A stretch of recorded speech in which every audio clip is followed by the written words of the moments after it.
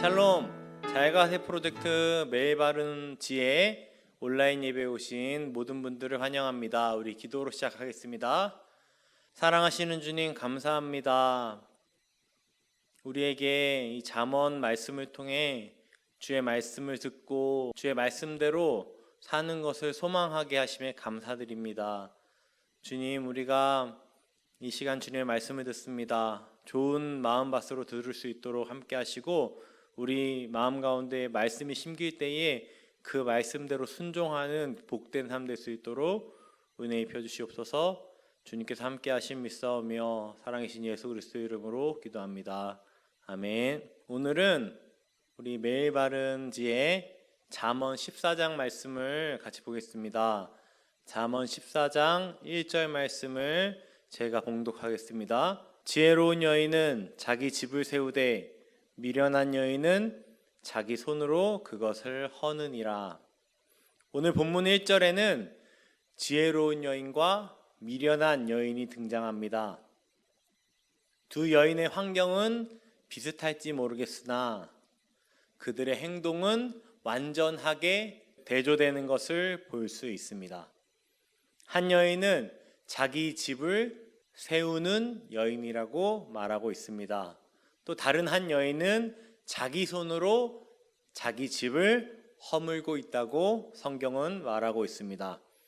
두 여인의 차이는 지혜와 미련입니다. 우리는 잠언을 통해 계속해서 지혜가 무엇인지에 대해 살펴보았습니다. 잠언 9장 10절에 여호와를 경외하는 것이 지혜의 근본이요 거룩하신 자를 아는 것이 명철, 지혜이니라. 또 반대로 미련한 것이 무엇인지에 대해서 잠언은 계속해서 말해왔습니다. 잠언 14장 9절 말씀에 미련한 자는 죄를 심상히 여겨도 정직한 자 중에는 은혜가 있느니라. 잠언 18장 2절 말씀입니다. 미련한 자는 명철을 기뻐하지 아니하고 자기의 의사를 드러내기만 기뻐하느니라. 지혜로운 여인은 하나님을 경외하는 사람입니다. 미련한 여인은 죄를 가볍게 심상히 여긴다, 가볍고 우습게 여긴다고 말하고 있습니다. 그러나 하나님을 경외하는 것은 기뻐하지 않고 자기의 것만 기뻐한다고 성경은 미련한 자에 대해 말하고 있습니다. 교회 안에서 하나님을 믿는 사람 중에도 이러한 두 부류의 사람들이 있습니다. 제가 청년 때 만났던 어떤 분은 자기 아들이 믿음 생활을 빼고는 다 잘해서 믿음 생활만 잘하면 된다고 말하는 분도 있었습니다. 교회를 심심치 않게 빠지고 대기업에 다닌다고 자랑하는 그분의 마음 가운데는 어떤 근심보다는 그 아이의 한 가지 흠에 대해서 믿음 생활로 뽑았습니다. 청소년부 교사할 때는 시험이 끝나면 열심히 교회 생활하고 시험 때는 공부를 열심히 하라는 말을 하는 집사님들을 만난 적이 제법 많습니다. 교회와 예배에 빠지는 것은 대수롭지 않게 여겨도 학원 특강을 빼먹는 것은 용납 못하는 분들도 계셨습니다. 성경은 이렇게 하나님을 경외하지 않는 사람은 그 가정을 무너뜨리는 것이라고 말하고 있습니다. 오늘과 같은 말씀을 예수님께서도 말씀하셨습니다. 마태복음 7장 24절로 27절 말씀을 제가 읽겠습니다.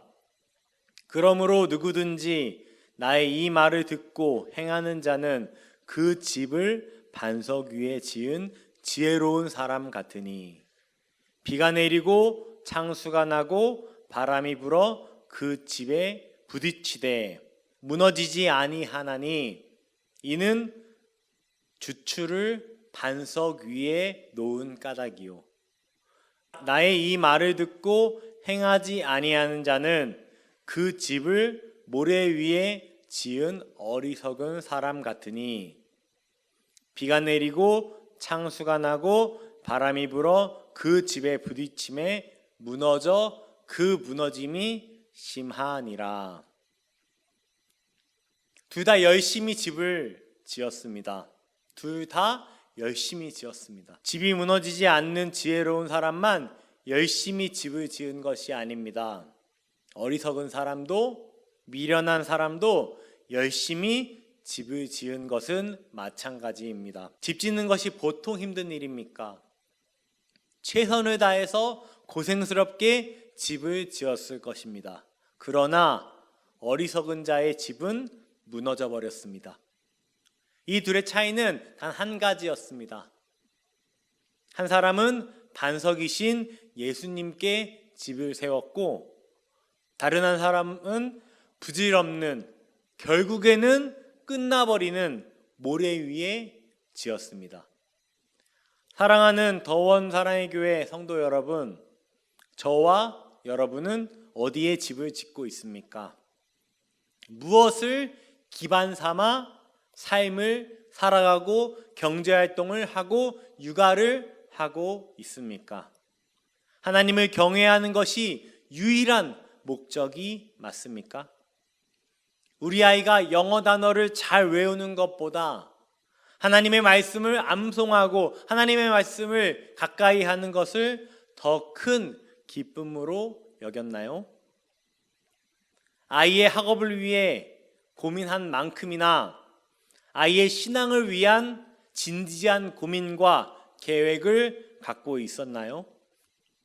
아이가 유치원과 학교에서 어떤 생활을 하는지에 대한 고민만큼이나 신앙인으로서 어떻게 성장하고 있는지에 대한 고민이 있었나요?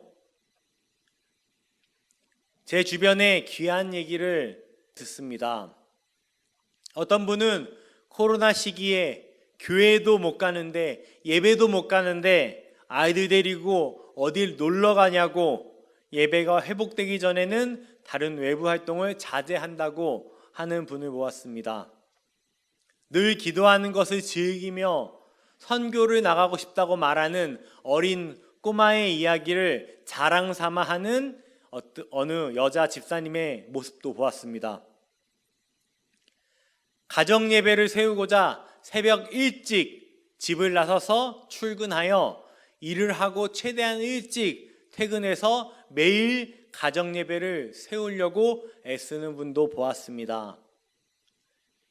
이러한 하나님을 경외하는 모습이 우리의 삶의 전 영역에서 필요할 것입니다. 평양 대부분 운동이 일어났던 그곳에 교회를 허물고 우상을 세우는 그 악한 정권, 그리고 수많은 성도들을 처형시킨 북한의 김일성은 사실 독실한 기독교 집안에서 태어났습니다. 그의 어머니의 이름은 강반석이었습니다. 그의 아버지 강돈욱은 그의 딸을 성경에 나오는 인물인 베드로에서 따서 강반석으로 지었습니다. 그의 아버지 또한, 그 강반석의 아버지 또한 교회 장로님이었습니다. 그 밑에서 김일성, 세계의 최악의 독재자인 김일성이 태어나서 자란 것입니다. 김일성은 어린 시절부터 그 어머니의 신앙생활을 봤습니다. 그 외갓집의 신앙생활을 봤습니다. 그의 아버지 또한 기독교적인 문화에서 자라났고 그렇게 생활했습니다. 그런데 제가 저 북한을 볼 때마다 가장 안타까워하는 것은 그 권사님이셨던 강반석 권사님에 대한 안타까움이 많습니다. 그의 아들, 자신의 신앙생활, 교회 가서 열심히 하는 그 열심만큼이나 그의 아들과 그의 가정에서 하나님을 경외하고 그 집을 세우는 것에 집중했다면, 더 헌신했다면 얼마나 좋았을까. 그렇다면 수백만, 수천만의 저 고통 가운데, 정말 죽음 가운데 살아가는 저 북한 정권의 미래는 바뀌지 않았을까? 그것이 제가 늘 저 북한을 볼 때마다, 저 김일성을 볼 때마다 느끼는 안타까움입니다. 말씀을 마무리하겠습니다.